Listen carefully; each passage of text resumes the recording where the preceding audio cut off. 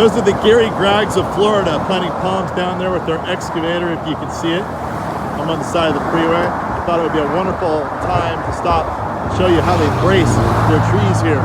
They have hurricanes, and when you have hurricanes, you got to brace your trees really well. We don't have hurricanes, it's not as big of a deal. They also have small root balls in Florida, which makes the trees really top heavy.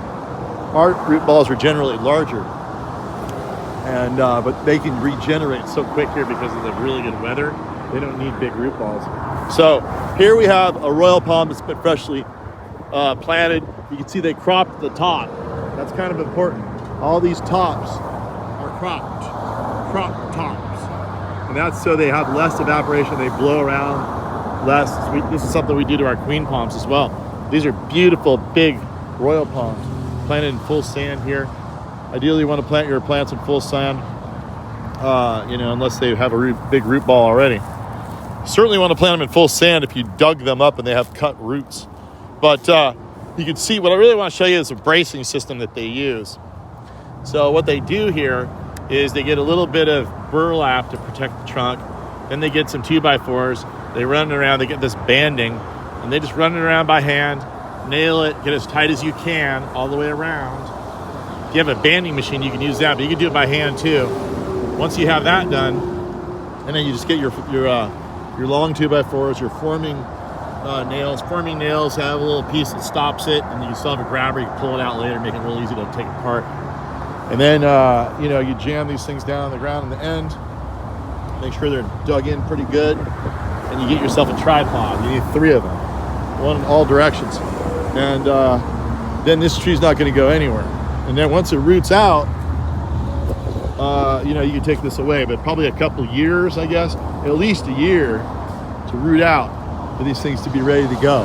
Because they'll get 180 mile an hour winds here. Like I said, we don't get that. Here's the banding that they used, and this is a pretty cool planting down here. There's this is where all the floodwaters go, and it rains like crazy. And it's all going to go down here in this gully. And they got these trees planted pretty straight. They look really good. There's the crew working down there, putting them all in, planting paradise. And then you can see what ends up happening. All the water eventually works its way down here. These palms will love it. They love to get flooded, inundated. It's kind of like how they grew up in their natural habitat. And then ultimately it looks like the overflow will go that way. But oftentimes it rains so much you can't even drain it because everything's flooded. Eventually it'll flood out, but this will flood out pretty hard in here. And then these palms will just soak it up. It's the low spot. This is where all the water's going to go. Even when it's not flooding, it's taking all the water down here. And it gets a chance to soak in. You can see the sand. It takes a lot to flood this place. The sand is really porous. It sucks up the water quite readily. But I just wanted to show you how you brace one of these palms if you need to brace it. Nothing like having a good YouTube video. So someone asked me, I just send them the link. I don't even have to talk to them. I said, yeah, give me your email. I'll send you the link. That's the whole idea of the YouTube channel. There you go. That's the tree. You want it to stand up perfectly straight. You also got to get it perfectly plumb before you set those braces. And here's a close-up of the braces. Seen enough? And there's the whole setup. Have a great day and keep those palms straight!